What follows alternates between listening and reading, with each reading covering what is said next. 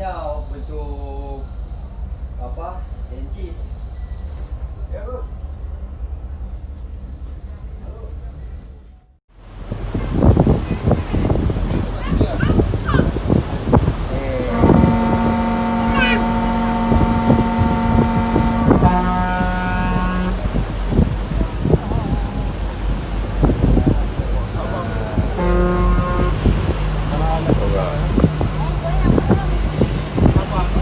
Ini nasi nabang ya?